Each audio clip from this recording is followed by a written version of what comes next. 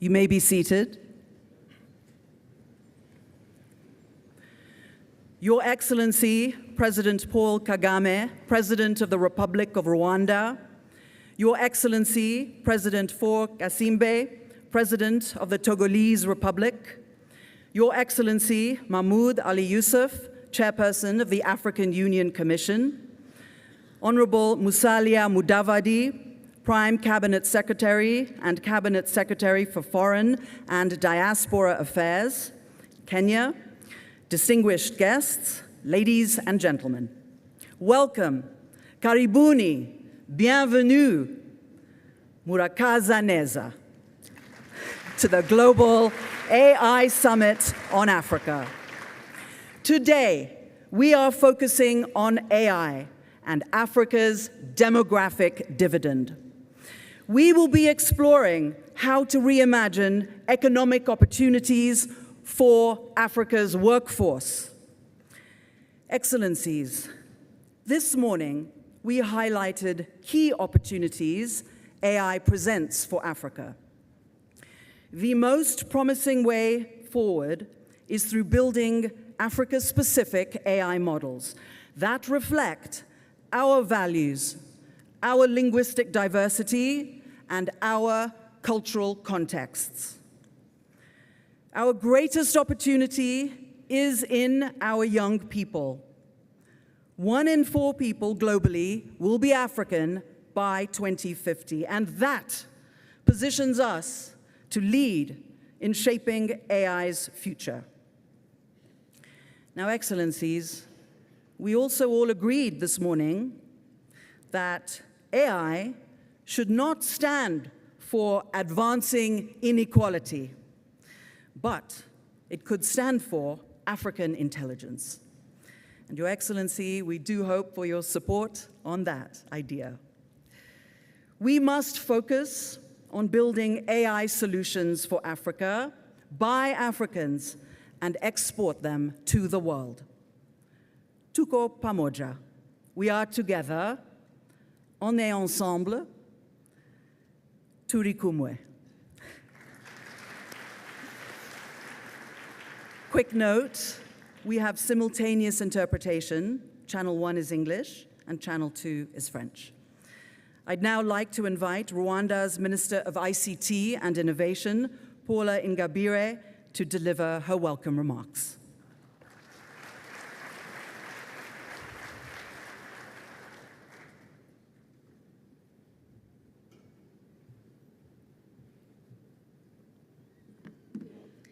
Your Excellency, the President of the Republic of Rwanda, Your Excellency, the President of the Republic of Togo, Your Excellency, Prime Cabinet Secretary for Foreign Affairs, Diaspora Affairs of the Republic of Kenya, Your Excellency, Chairperson of the African Union Commission, Your Excellency, Secretary General of ITU, Your Excellency, Secretary General of AFCFTA, fellow ministers in Africa and different parts of the world, our esteemed co-chairs, Dr. Strive Masiyiwa, Dr. Lerato Mataboge, Dr. Senait Fiseha, distinguished ladies and gentlemen, good morning or good afternoon.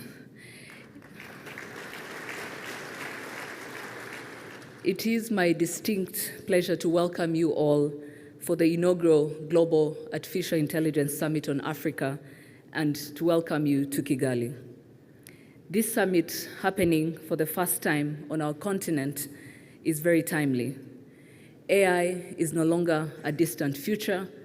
It is a present force, revolutionizing healthcare, agriculture, financial services, and education across Africa while driving innovation and reshaping entire industries. Your presence today is a strong signal that Africa will no longer be on the sidelines of the AI revolution, but an active participant in leveraging AI to shape Africa's socioeconomic development, and indeed the global economic future. As we gather here today, we share the belief that AI can drive transformation if designed with purpose, values, and people at its core. Africa is home to over 1 billion people, 2,000 languages, and the world's youngest population, and is the fastest growing continent. We stand at a defining moment. AI is not just an opportunity, it is a necessity. And to catalyze growth and to compete globally and shape our own future, we must embrace AI now or risk being left behind. At this summit, we will bridge Africa's AI infrastructure divide, where we're already seeing that the continent holds only 2% of the global data centers and accounts for only 4% of analyzed data. We'll be able to articulate a bold and African vision for AI, ensuring that AI is not just imported, but adapted, owned, and led by Africans. We'll also ensure to harness AI to unlock our demographic dividend, as our theme has stated. And we do hope that we can shape together a continental AI agenda for inclusive growth. And with that, this summit is about action. The declaration on artificial intelligence that has been developed with over 21 countries, led by Smart Africa as well, solidifies our shared commitment to advancing AI.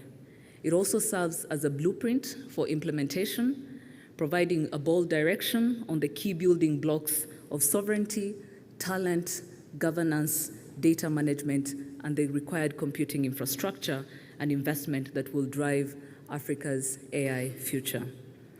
The realization of these aspirations requires strong and coordinated institutional frameworks, and I'd like to commend the African Union, the Smart Africa, and ITU that have been spearheading the establishment of the African AI Council, which will play a pivotal role in shaping the continent's position in the global AI landscape and ensuring that Africa is at the center of this transformative technology.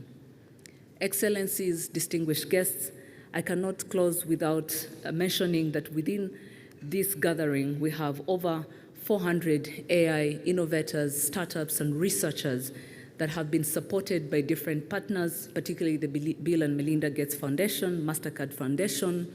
These are the seed of Africa's AI-powered future, who will shape the continent's digital revolution. My ambition, and I hope yours as well, is that when we meet again, we won't just see more of African AI solutions on the global stage, but we'll also see African leadership shaping global AI trends. I thank you and welcome to Kigali once again.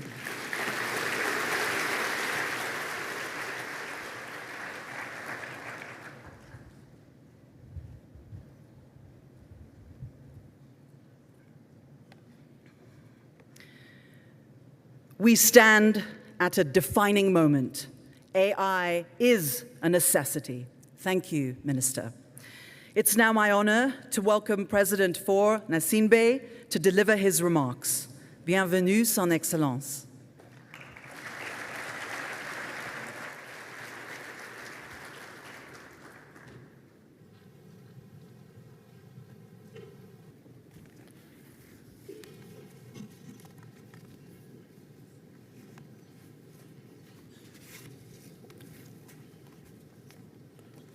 Excellence, Monsieur le Président. Your Excellency, Honorable His Excellency, Mr. President of Rwanda, distinguished brothers, distinguished representative, Prime Cabinet of Secretary of Foreign Diaspora Affairs in Kenya, distinguished Secretary General of ITU, distinguished Chairperson of Africa Union Commission, distinguished Secretary General of AFCFTA, distinguished participants, distinguished friends from Africa and abroad. This summit is a proof of our collective willingness not to leave Africa behind during the technological revolution, which is AI. I would like to take this opportunity to thank His Excellency President Paul Kagame to have invited me to this important summit, and also to commend his commitment and his ambition to always put technology at the service of development.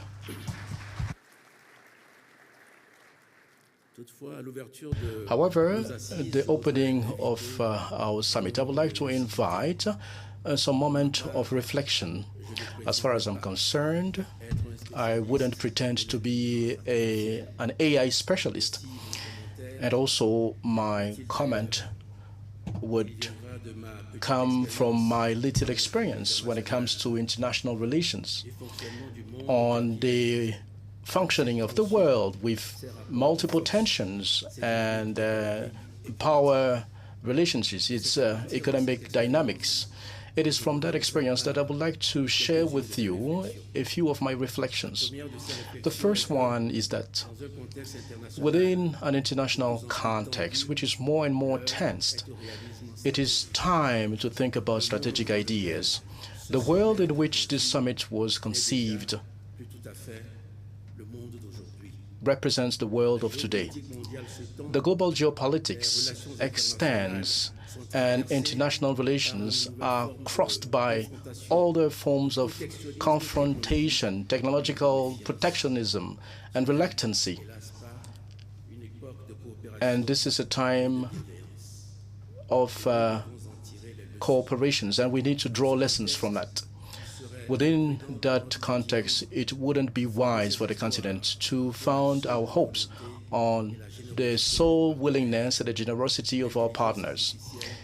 AI will not be an exception, and that is why my second item is that we need to have a selective, strategic, and capacity-adapted approach to our continent. Africa wouldn't be able to challenge with major powers on the various innovation spectrum of AI because our resources are pretty much limited. Our technological advancement is modest, and in order to have ambition in Africa is not to try to do everything, but is to be able to select what we want to do. That's why we need to identify different areas where our needs are more urgent. Our weaknesses are more structure-based, but also areas where our skills are multiple and our reservations are strategic in order to create a leverage. I think of 2 or 3 key sectors of our development strategies: health, education, and agriculture. This is where, as far as I'm concerned, progress relating to AI meet our most concrete realities. On that note, I believe that Africa can become a land of innovation for itself and for the world. And this leads me to my third point. From now on, we need to protect the strategic assets of our continent. Africa has precious resources for the development of artificial intelligence. Africa has a dynamic youth, and we have a genomic, cultural, and linguistic data with an exceptional diversity and critical and rare natural resources. Those assets will be searched for. That is why we need to protect them and to value them. We know that temptation for other people will be immense in order to explore those researches without ethics and inclusion. And to avoid this, our data should be better collected, better structured, and valued and protected as well. We need to say it clearly. Today, Africa is a dead angle of global data. Africa data should contribute to the training of global models to avoid unnecessary exploitation. Our youth should benefit from massive funding and training in order to access global work market, which keeps growing at a fast pace. Our natural resources will be necessary in future decades in order to build, to power, or to refresh AI infrastructures in the entire globe. Africa should not give their rare resources, their water, their wind, and its land, of course, is sun without equitable benefits. For all those reasons, we need to build a digital, realistic, and targeted sovereignty. A technological divide is a threat, and our responsibility is to anticipate. Today, AI modules, infrastructures, and research are being dominated by a number of foreign and Western stakeholders. I believe that Africa shouldn't be depending on foreign platforms. We need to build our own digital sovereignty, and this should be based on three pillars: our data, our infrastructures, and our standards. This is not about just building our own AI models from end to end, but to have intellectual choices by adapting open models in energy and meeting our realities. We should also advocate for an international equitable framework and demand a position in global governance. Let us not be naive. This position will not be given to us. We need to conquer it. We need to build it together with consistency and strategy. My last item is that equity will be a key requirement for an AI which is to serve everybody in Africa. We know from experience that African innovations can be spectacular for some of us, but invisible for others. There is therefore a risk that AI will only benefit an urban minority which is connected and educated. It will be a fatal mistake and a moral downfall. AI should also benefit informal workers, rural areas, young people who don't have access to technologies. So that also takes into account targeted training, investment on productivity, and thought solutions for local realities. You've understood. I hope to open this summit with a lot of vigilance, not only to slow us down, but to make us enter the reality. AI is the last biggest revolution. It can be for us a solution for independence, a solution for transformation and unity. But it is time for us to be realistic. It is time to be strategic. This is not about doing everything, but to select well. We need to select targeted areas where Africa can develop a comparative advantage for health, agriculture, and education. We need to select solutions to meet the need of our populations through technology. We need to select AI modules that meet realities of the continent. We are on energy consumptions, and we are more open and accessible. But we need to also select to protect what we have precious. This is our youth, our natural resources, and of course our data. It is on that background, with that vision and the ambitions, that Togo is committing itself to this new era. I thank you so much for your attention.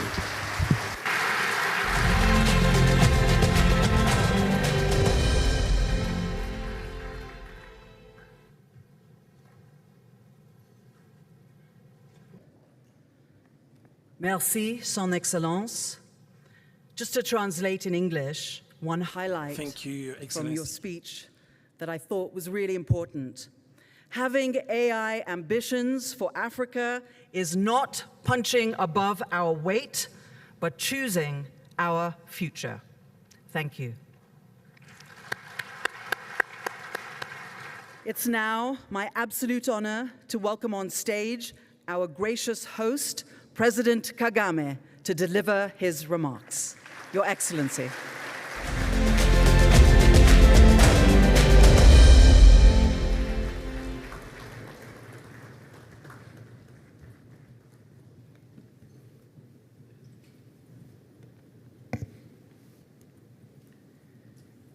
Please be seated.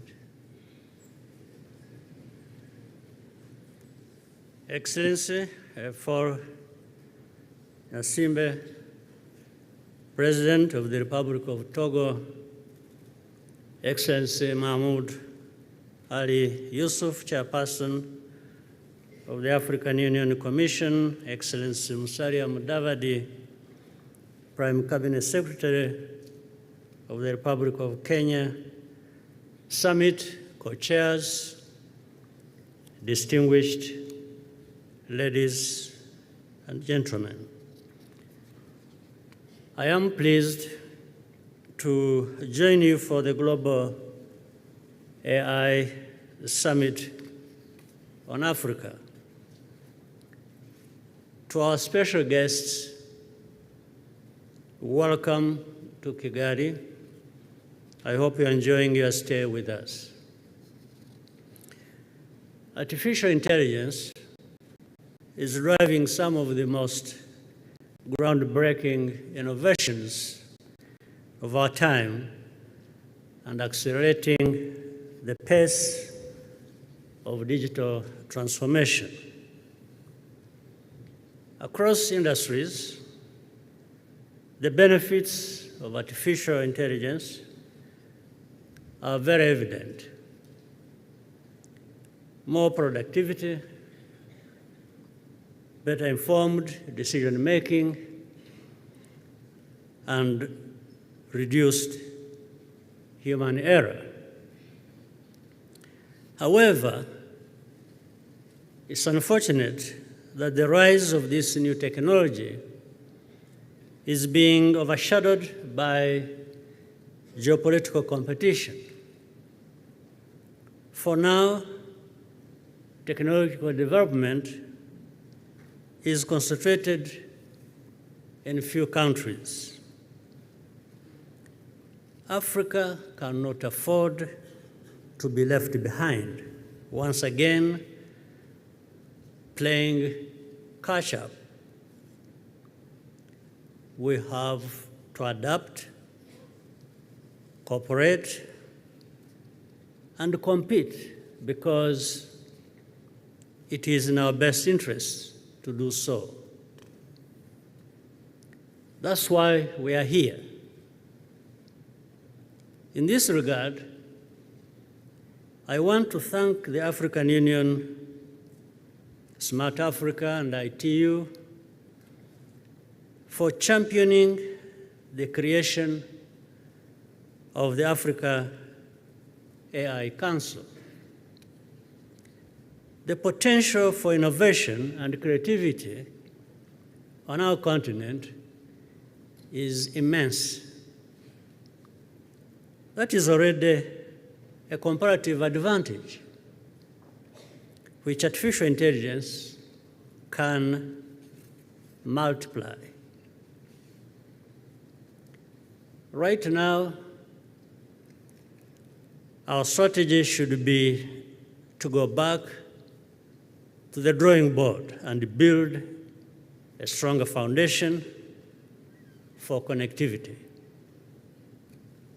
Allow me to mention 3 areas that we need to prioritize for investment. Number 1 is digital infrastructure. Without reliable high-speed internet and power supply, artificial intelligence cannot be deployed. Number 2 is building our workforce to meet the demands of the labor market. The bottom line is that Africa needs its own data scientists, engineers, and cybersecurity experts. Actually, Africa has them. In Rwanda, we have established several centers of excellence to equip our young people with the skills to perform these jobs. Our next generation must be empowered. Africans will soon represent the majority of the growth in the global workforce. Number 3 is fast-tracking our continental integration. This will be crucial to harmonize Africa's AI governance frameworks and come together to accelerate resource mobilization. When you talk to entrepreneurs, one thing they will tell you is how difficult it is for them to scale their products and innovations. Africa's regulatory framework Africa's regulatory fragmentation is a big reason for this. As we speak, there is still a lot of uncertainty surrounding artificial intelligence, especially regarding privacy and safety. But one thing is certain. Technology is supposed to be a force for good, and we have a responsibility to use it accordingly. I'm confident we can work together to make this possible. I think if we work together, even in what was stated as geopolitics, diplomacy, politics, and so on and so forth, we may drive AI to serve us well and not allow AI to get involved or drive our politics and our diplomacy and cooperation.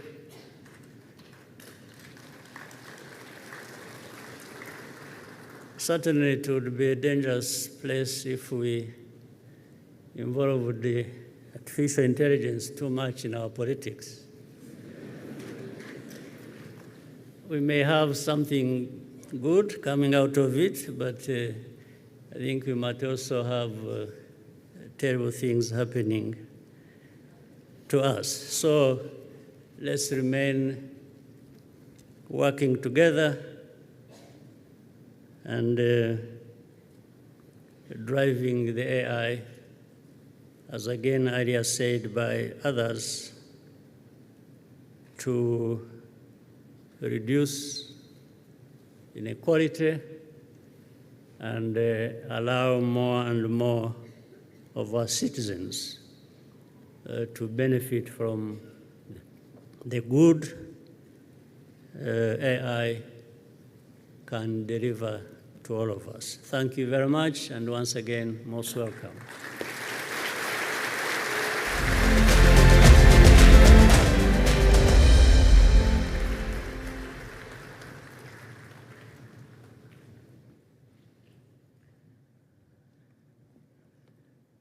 Thank you, Your Excellency, for those words. Africa cannot afford to be left behind. It is in our interests to compete. Thank you for outlining key priority areas: digital infrastructure, building a skilled workforce, and fast-tracking our continental integration to help scale our products. It's my privilege to introduce now our high-level panel, moderated by Dr. Sanait Fiseha, VP of Global Programs at Susan Thompson Buffett Foundation. Let's welcome our distinguished panelists now to join Dr. Fiseha on stage. Dr. Faseha. Let's give her a warm round of applause. I'd like to invite our panelists to be seated in the order I introduce you, starting closest to our moderator. The Honorable Musalia Mudavadi, Kenya's Prime Cabinet Secretary and Cabinet Secretary for Foreign and Diaspora Affairs, Mheshimiwa. His Excellency Mahmoud Ali Yusuf, Chairperson of the African Union Commission. Ms. Doreen Bogdan Martin, Secretary General, International Telecommunications Union. And Mr. Strive Masiwa, Founder and Executive Chairman, Econet Group. Welcome. Over to you, Sanait. Thank you, Zain. Good morning. It's a wonderful pleasure to be here at the Global AI Summit, and welcome to our esteemed panelists. Probably I will start out, by doing a little bit of scene setting. We know that artificial intelligence is the heart of the fourth industrial revolution, reshaping economies, redefining power, and rewriting the rules of progress. We heard from the two presidents this morning about the potential for so much progress, and President Kagame, you've done an excellent job reframing our panel. What are the things we need to focus on if we want to achieve and harness this progress? So in addition to the three priorities that are outlined, that I hope when we finish this panel, we have shaped some ideas around how do we turn AI's potential into prosperity.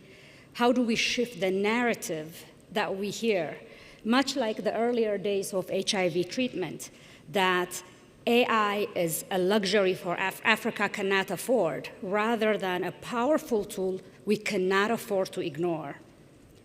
How do we make sure Africa's future is built by design and not by default? And are we ready to seize this moment, or is it going to pass us? How do we show up and lead in the age of AI? And as President Faure said, we all don't have to be AI experts to do this.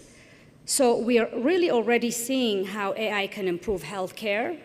We are seeing early diagnostics, chatbots. In my specialty, we've been using AI-enabled telemedicine for managed self-health care for women.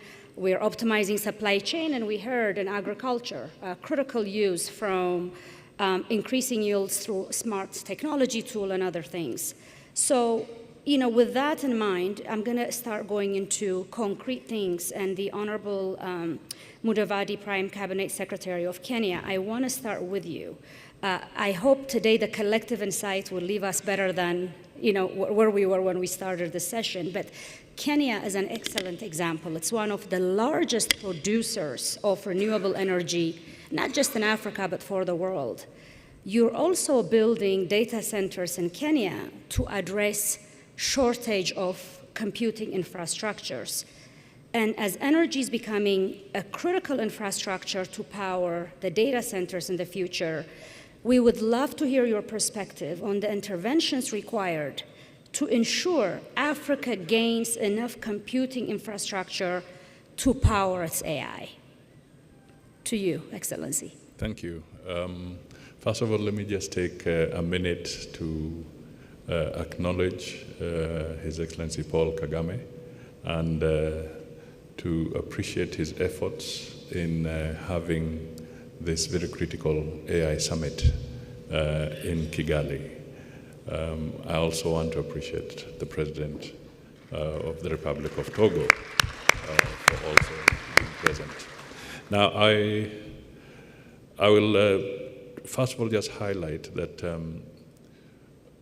energy, reliable energy, clean energy is extremely critical for us to advance, particularly in the area of technology, and indeed in a lot of the things that Africa ought to do. In Kenya, our grid is about 93% green energy, renewable energy today. And it would be important that we all factor in that so that we have clean energy, green energy as we go forward.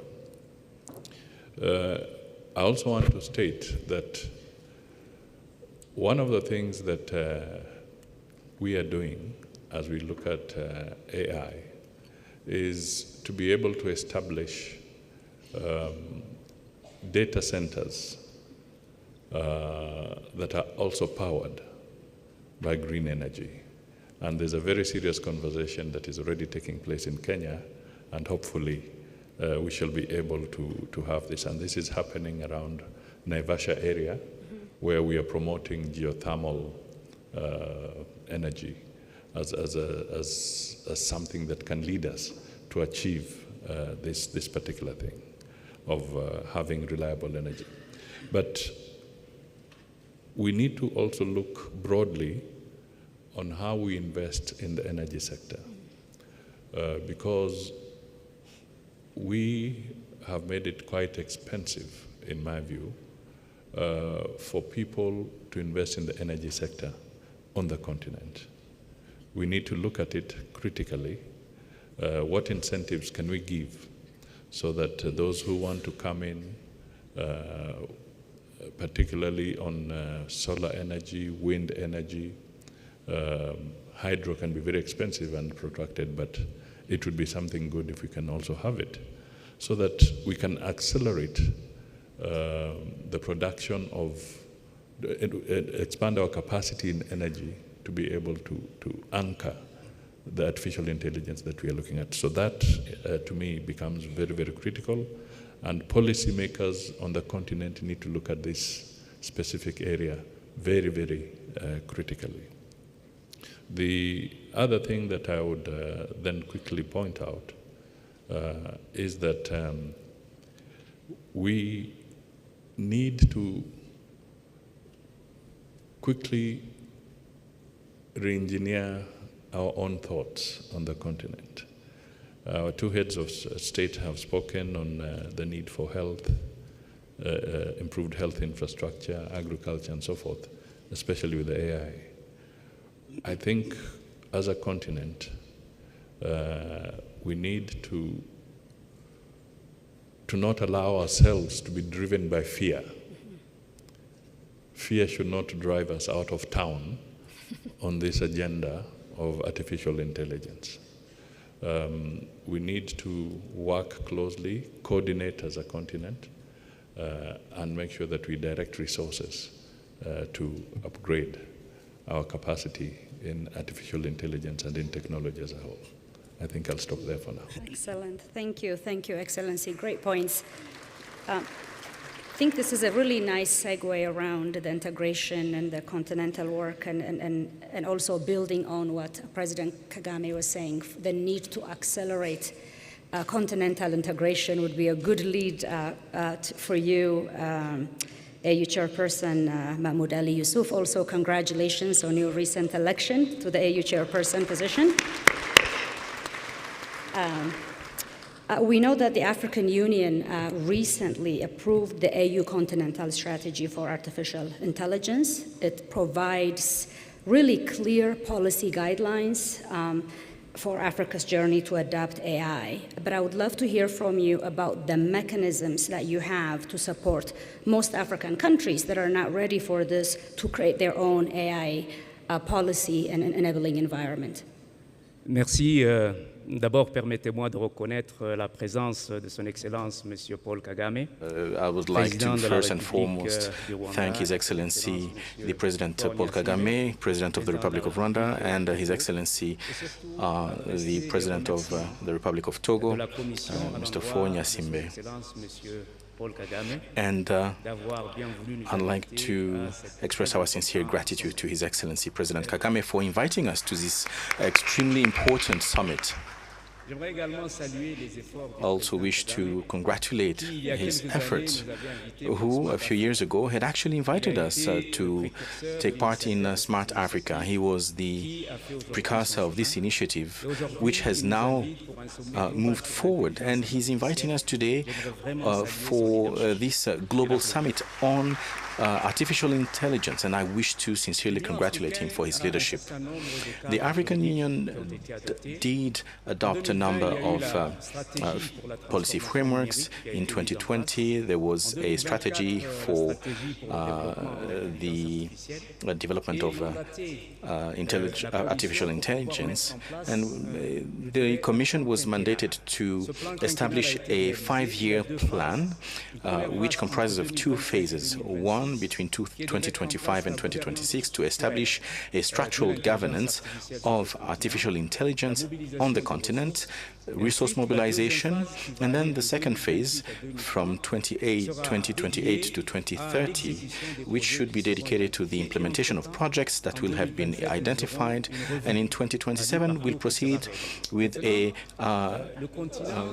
review, midterm review, and this morning, someone mentioned that the sovereignty of AI on the continent was a myth, and I'd like to refute the statement. And as indicated His Excellency Fonya Simbe, we need to move forward to make sure that the African continent adopts these development policies, and particularly in regards to AI development with the available resources.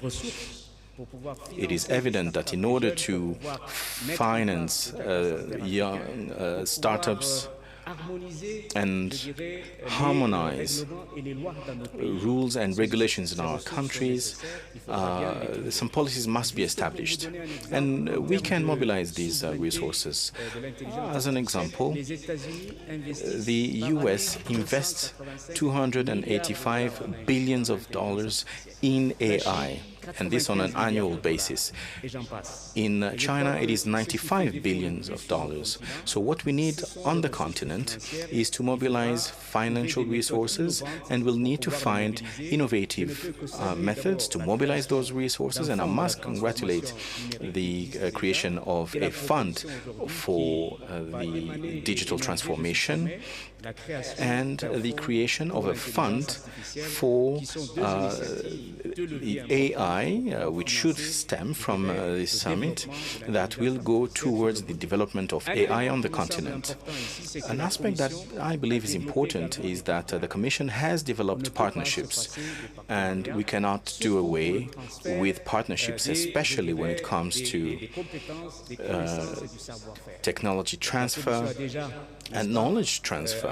And the Commission has established a partnership on the continent with the African Development Bank, and particularly in regard to the Coding for Development, which is the development of literacy when it comes to AI on the continent. Our youth must be able to develop startups in that regard, and these competences, these skills which must be acquired. And I believe the minister in charge of the ICT in Rwanda did mention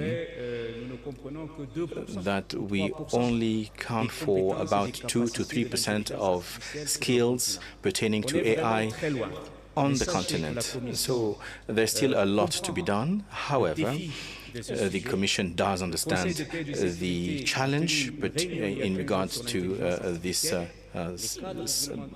challenge, there are regulatory frameworks which do exist, and we shall do our level best to mobilize resources and create new partnerships and make sure that the youth in Africa be tooled to develop its own enterprises, its own startups pertaining to AI. And I will stop here for now. Thank you. Thank you very much, Your Excellency. It's your turn.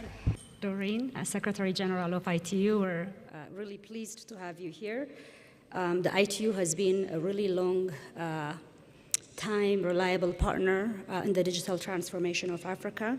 It's also been a key player in shaping AI governance globally. We would love to hear from you. How do you see AI global governance is going to evolve, and how do we ensure developing countries are not left behind or they're not an afterthought? Yeah. Well, thank you. Thank you so much, Dr. Sanait, and Excellencies, ladies and gentlemen. Delighted to be back in Kigali, and I must say I feel sort of a sense of nostalgia sitting on this stage and thinking back a couple of years ago when we hosted the World Telecommunications Development Conference in 2022, and we actually had a good debate about artificial intelligence and about the links that artificial intelligence had towards sustainable development.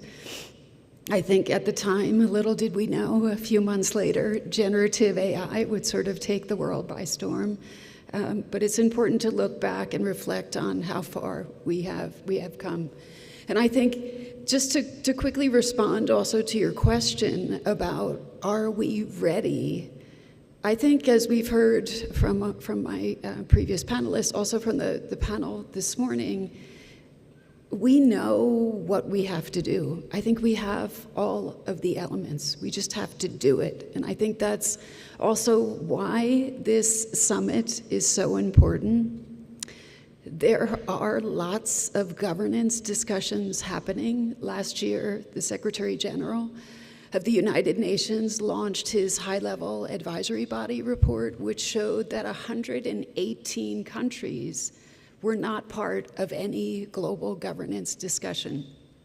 ITU studies also showed that about 85% of countries did not have an AI policy.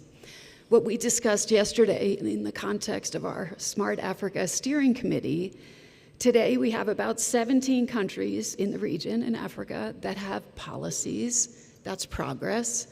And I think this sort of proliferation of governance discussions, on the one hand, it can lead to fragmentation, but on the other hand, I think it's important that we're seeing streams come across these different discussions.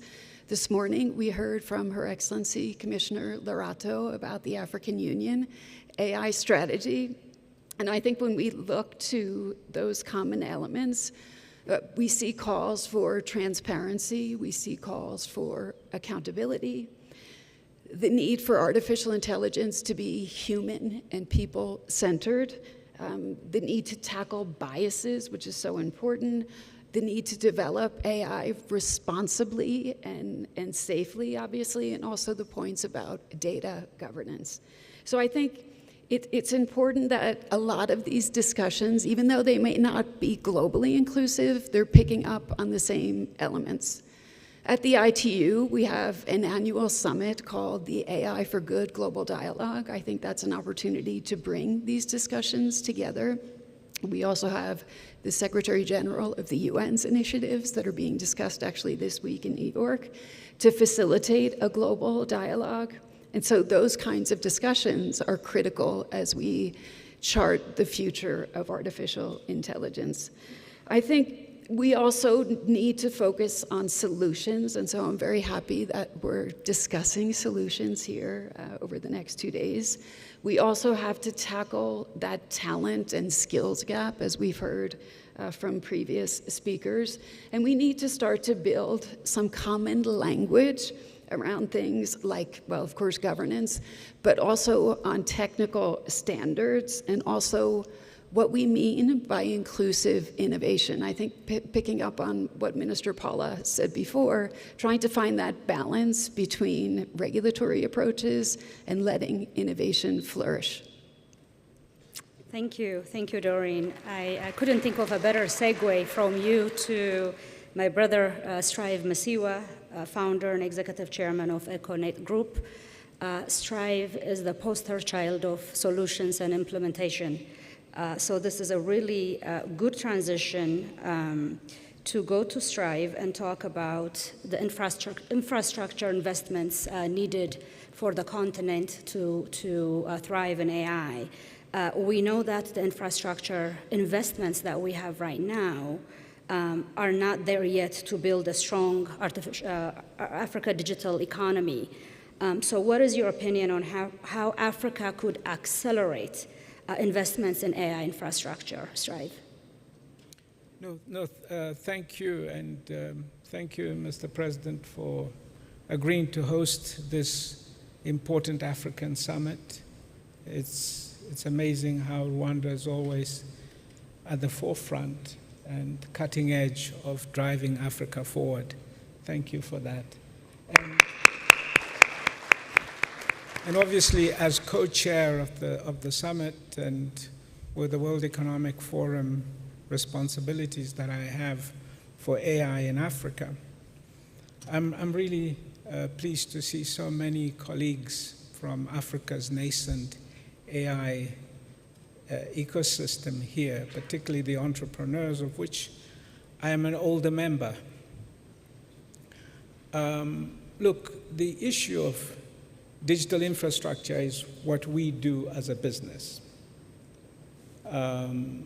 We build data centers. We've been building data centers across Africa for the last decade. We built the digital infrastructure around fiber cables. Our fiber network extends throughout this continent. We have put in more than 120,000 kilometers of fiber interconnecting the African continent. We've been working on AI in our company now for 6 or 7 years. We have a lot of people working on AI. And clearly, our main focus at the moment is the compute side. And now I'm pleased to say that I visited NVIDIA last week, where we signed with NVIDIA the delivery contracts for our first GPUs onto the African continent.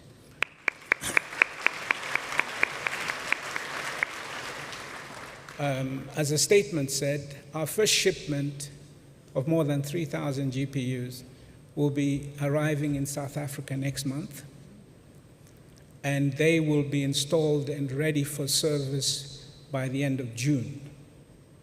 Thereafter, we intend to install another 10,000 units across 5 sites in our existing infrastructure. So we're not having to build new data centers. We've been building these already. The ones in South Africa are ready. Kenya, I was with the minister this morning. Our first data center on the African continent was in Kenya. So we are very pleased that we will be building in Kenya this year, and we also will build in Egypt this year. So we hope this compute capacity answers the question, where will Africa get its compute? From its entrepreneurs. That's our job. We build. We go out, we raise the money, we find the partners, and we're very pleased with our partnership with NVIDIA, with Google, with Microsoft, and all the partners involved in this. So really, the next stage is for our entrepreneurs to step forward, for the developers to come forward and to begin to use this compute. Our researchers in the universities. One of the most exciting things I hope we will be talking about here is work around large language models in African languages. We have already assembled our work on this. I'm pleased to say that Minister Paula and myself will be announcing something on Kenya, Rwanda, and we are building a large language model for that. But we intend to build large language models for all of Africa's languages. We are starting on Swahili. So, yeah, the work has started. Let's get on with it. Bravo. So maybe I will stick with you, Strive, and I will come counterclockwise. The disruptive nature of AI is something everyone is worried about, let alone a continent like Africa with a large youth population. Even in the Western world, young people who make college choices are worried, am I going to come out and then my job is going to be irrelevant, or am I going to be replaced by AI? So what's your message to African youth that are in the room as well as virtually, what are the investments they need to make, what are the investments their leaders need to make so that we can adapt to the new future? Look, every great technology is going to be disruptive. I can't imagine what the young people thought about when the printing press was created. You know, the priests complained that they would run out of work. I don't know. But what I can say seriously is this. We haven't even begun to fully appreciate the emergence of this age. I gave an example to young people the other day in trying to explain my role. I said, you know, imagine if we were 100 years ago and there was no electricity. And you just attended an event by Mr. Edison in which he showed the light bulb and the emergence of electricity. And you met him the following day and you said, Mr. Edison, what does this mean? What is going to be the implication of electricity?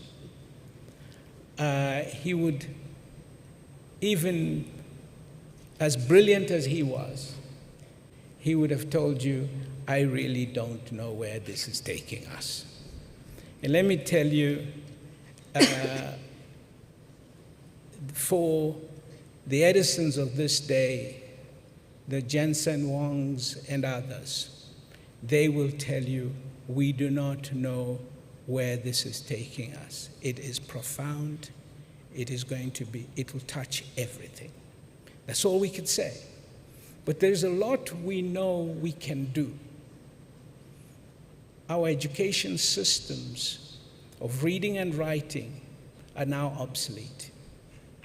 We need to start there. We will not have a place at this table if our kids can't do maths and they can't code and they don't do science in school. And we keep wanting to speak French and English. No, sir. We have to go back and focus fundamentally in the education system. That's where we start. Okay? Our young people, we have to skill them. We can be hustlers, yes, and we're a continent of hustlers. But a hustler with no skills in the age of AI will sleep hungry. Okay? We need to skill them. And the tools are there right now. It's not tomorrow. We can skill millions of our kids for the age of AI. Terrific. There was a second component of that question about what leaders can do, and since we have a couple of heads of state in the room, as well as various other leaders, what would you say to leaders, much like you did to young people? Strive, continuing. No. I defer. The leaders are here. And the fact that they have gathered us here. Look, we're not doing this 10 years after the AI revolution. As Jensen Huang said to me last week when we signed that contract, he says, good, you harassed me saying, where is Africa's GPUs? He says, now you've got them, we're all on ground zero. Do we agree? I said, yes, we're all on ground zero. From here, it's up to us what we do with this. But I cannot overemphasize the need for our leaders to create an ecosystem for investment. Because people like me stepping forward and going out to raise billions of dollars to buy these chips, we can only go to where it is investor friendly. Okay? we won't come back and tell you your investment environment doesn't work. We just walk away. So we've got to talk to each other. You've got to listen to what we feel we need to comfortably raise the capital to do this. Terrific. You answered it. Thank you. Doreen, I'm going to come back to you. And I think building on what we were talking about earlier, maybe if you can say a little bit more, you started touching onto it, but what are the things international organizations like ITU can help to bridge the digital divide and ensure that African nations are going to equally benefit from the AI revolution, and not only those on the other side of the ocean? Thank you. This morning, Minister Tajani mentioned that youth are the superpower. I would add that connectivity is another superpower, and if you put the two together, the potential is unimaginable. But the reality, and this comes, Commissioner Dorato, to your point about advancing inequalities, AI will advance inequalities if we do not close the digital gap. 38% of Africa is connected to the internet. We have 2.6 billion people in the world not connected totally. It will cost $1.6 trillion to connect the unconnected, and President Kagame, you mentioned this as well. We need to focus on digital infrastructure. We have to invest in digital infrastructure and strive. Coming to your point, we have to have those ecosystems in place for investment. And so that means when it comes to the leaders, we also have to, and I see Claver in the room, we have to have the political will, our ECA executive secretary. We have to ensure that the political will is there and that the understanding of the impact of digital for the country, for the region, is understood and the investments are made. So the investment is absolutely critical. We often say that the planet is covered by a 3G or 4G mobile signal, yet we still have 2.6 billion unconnected. So there's also other issues that we have to invest in. Skilling was covered by Strive and others. We have to invest in digital skilling, in AI skilling. We have a new AI skilling coalition. We also have to invest in bringing the cost down. Smartphones are often prohibitively expensive for those that can truly benefit. So we have big challenges around affordability of services, affordability of devices. We also have to invest in safety, making sure that our digital space, artificial intelligence, is also safe. So focusing on those different variables, I think, can help us to have a robust digital ecosystem, and we have to get there. Also the power piece, as you mentioned, investing in the power to compute, making sure that that potential is here in the region. Terrific. Thank you. Mahmoud, if I can come back to you. Again, I'm going to go back to accelerating our ability for free trade in this continent. So how is AU championing a common market? And how can this common market fuel the AI economy to ensure the continent is not left behind? Les textes existent. Ce matin, le secrétaire exécutif de la ZLECAf disait que le protocole concernant le commerce numérique say the protocol for digital economy has already been put in place for 2025, but they still have to say in English. Right now, with regard to digital trade, there are tariffs on the transfer of data. There are tariffs also on the transfer of resources when it comes to creating startups. We need to lift those tariffs. There are a number of prerequisites that also he put forward. I'm quoting him. He put the stakes very high. He said that there is a clear nexus between development, technology, integration. So we really have to scale up investments in the technology sector. Now, 2 years ago, there was a conference in Dakar on developing the African infrastructure through the program we call PIDA. And that conference was quite successful, fostering and mobilizing enough resources for many cross-border projects. This year, in October, President Lourenço of Angola is also planning to host a conference on how to foster and mobilize resources for infrastructure. This conference will take place in October. So it's critical to really have that kind of amount of resources for our infrastructure. So infrastructure is a prerequisite. Of course, regulations and norms and standards are very important, but also we need to understand that investing in corridors which can link technological hubs from Kigali to Nairobi, or from Dakar to Nairobi, or from Cairo to Cape Town. I think these corridors have to be put in place. That's why I think that could channel not only technology, exchange of expertise, but also it could channel resources for different hubs and scale up our investments in those technologies.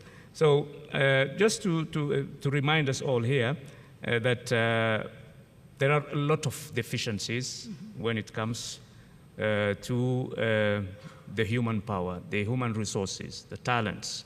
This is a reality nobody can contest. That's why investing in our human resources is critical. Thank you. Absolutely.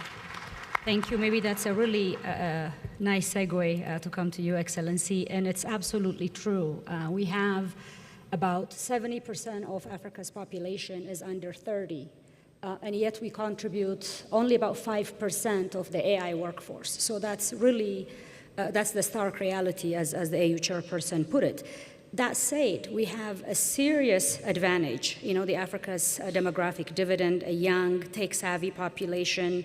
We have increased mobile penetration, and really the chance to build ethical AI that is relevant to our context.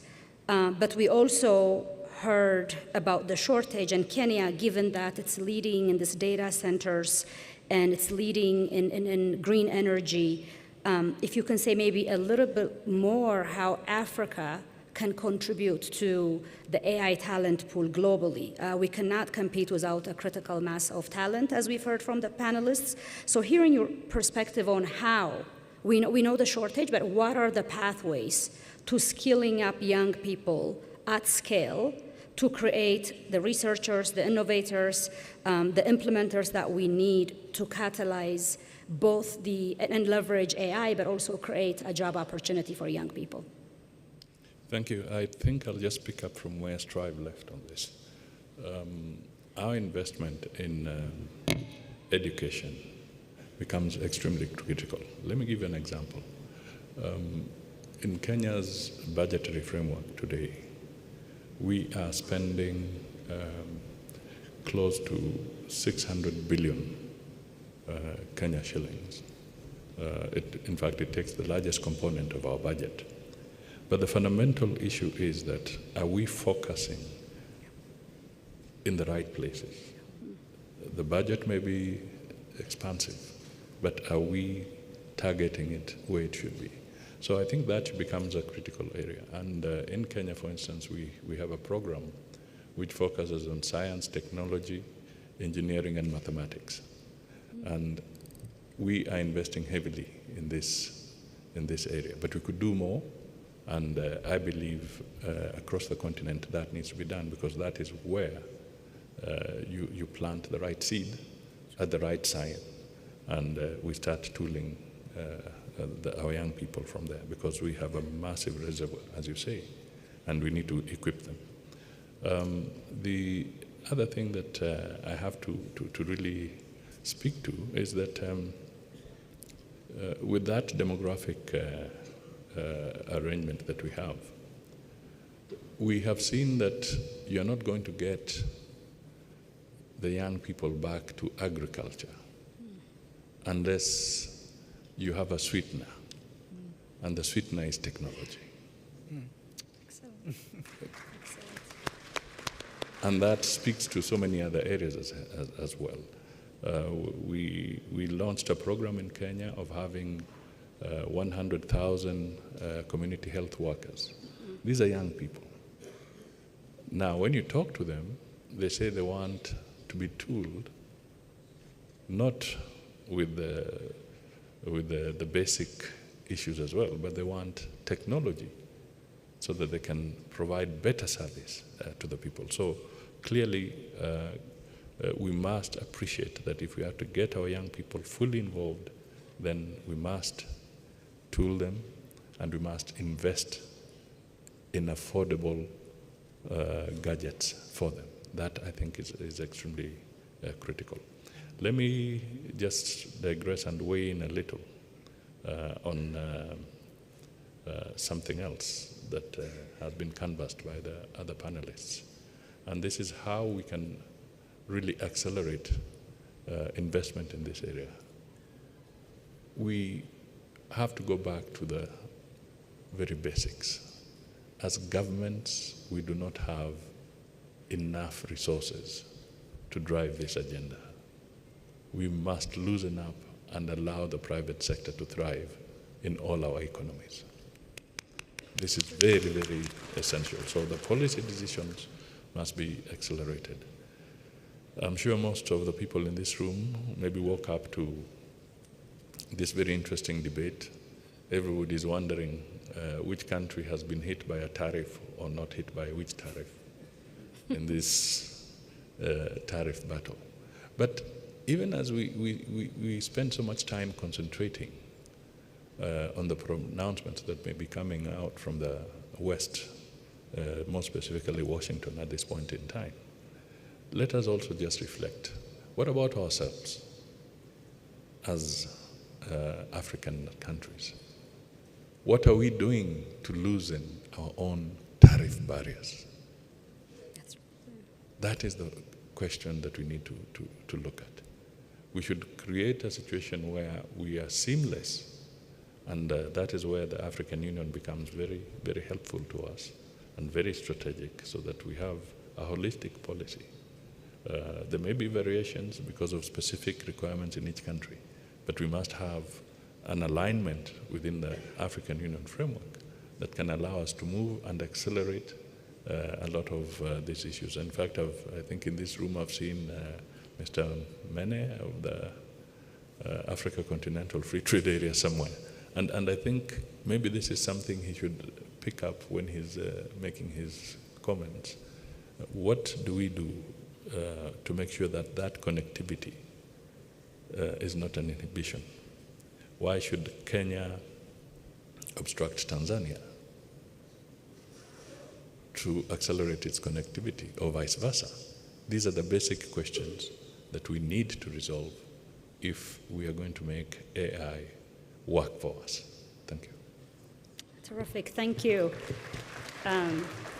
There's a lot I want to react to, but President Kagame, I have heard your advice about staying away from politics, so I will not say more about tariffs or otherwise. But I think there is also a lot to be said around what are the things we could do within this continent, leveraging countries that have moved farther ahead in this journey, not just cross-border collaboration, but opportunity for our learners. In the last 4 or 5 years, when I see what Rwanda has enabled with free visa policy, with really state-of-the-art academic institutions that allow African learners to come and be in a place where they're not second-class citizens. So if we start really investing in these institutions that are continental, that allow our young talent to not only acquire digitally enabled education, but also link them to workforce, I think we can make significant progress, and I couldn't agree more that the AU and its agencies can play a substantial role in accelerating that progress.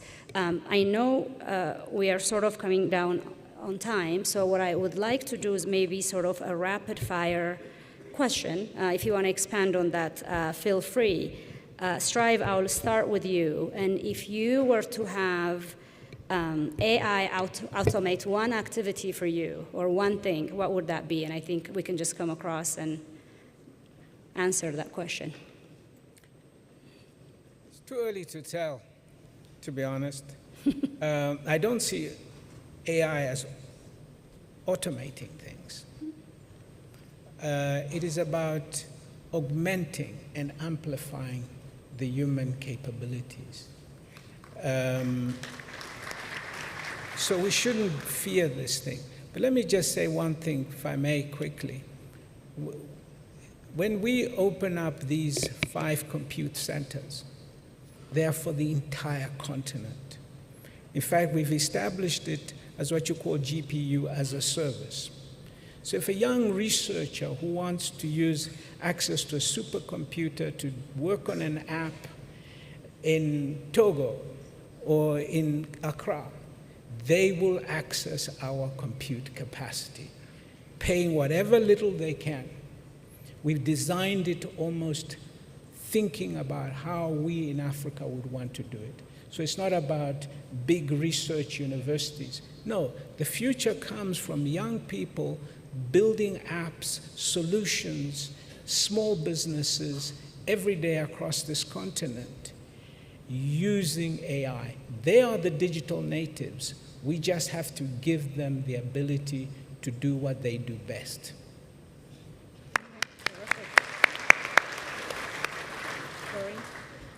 So we've been using AI to help us map and connect schools. So we've been using AI and satellite imagery, and I think what I would like to see is to be able to use AI to sort of more precisely locate connectivity gaps, and then to also help us be able to understand the investment needed to close those gaps. We have something called Partner to Connect, which is this global coalition that was also launched on this stage. If we could take those commitments and those pledges and actually then link them back to the connectivity gaps, so we start to close the digital gap using AI. Terrific. Thank you. I will also underline the fact that digital literacy is really critical and very important. At the African Union Commission level, we are registering the centers of excellence that we find across the continent.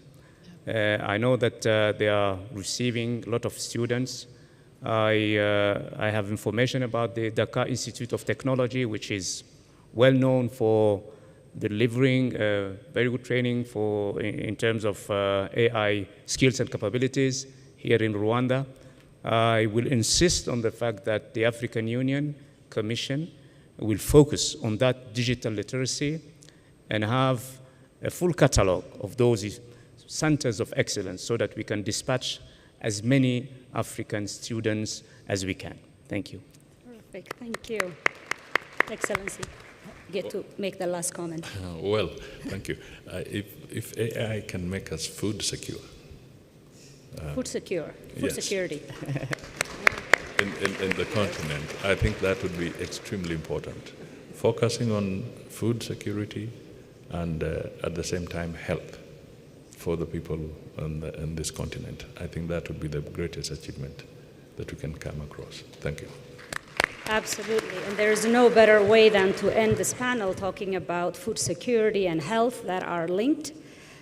We all know that we are in the middle of a global upheaval.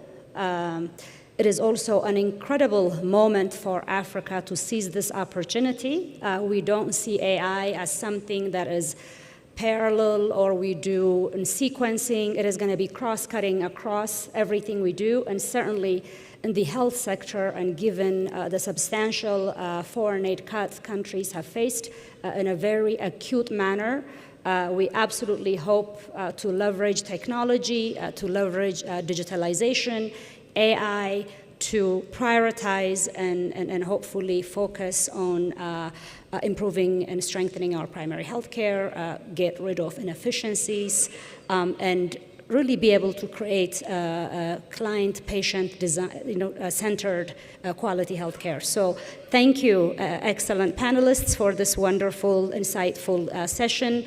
And this concludes our session. Thank you very much.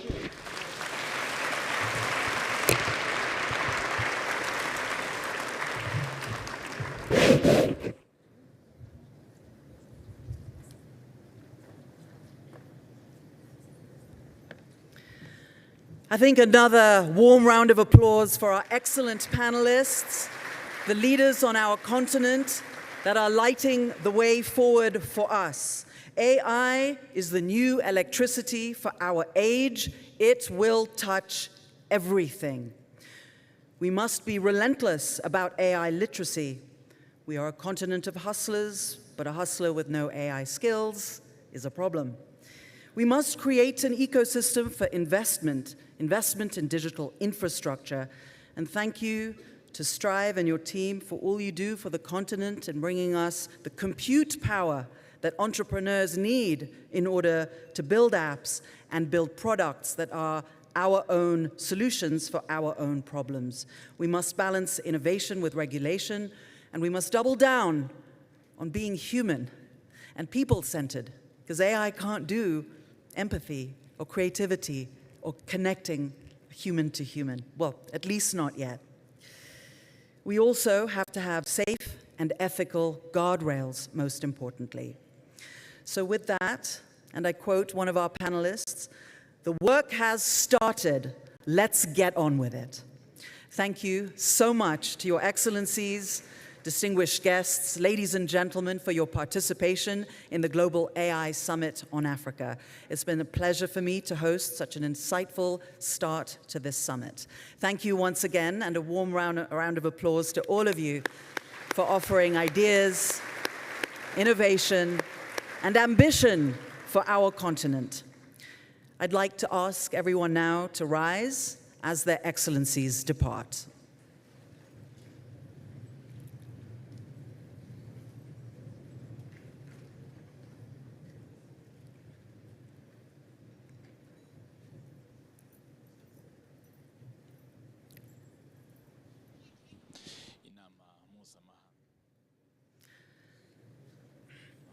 AI Summit ikaba itangijwe ku mugaragaro, aho mu butumwa bwibanzweho ari ukwihutisha ishyirwa mu bikorwa ry'iri koranabuhanga ry'ubwenge buhangano, cyane cyane kuri uyu mugabane wa Afurika. Nyakubahwa Perezida wa Repubulika y'u Rwanda mu butumwa bwe yagarutse ku bintu bigera kuri bitatu ari nabyo bikenewe kugira ngo iri koranabuhanga ry'ubwenge buhangano rero ryashyirwa mu bikorwa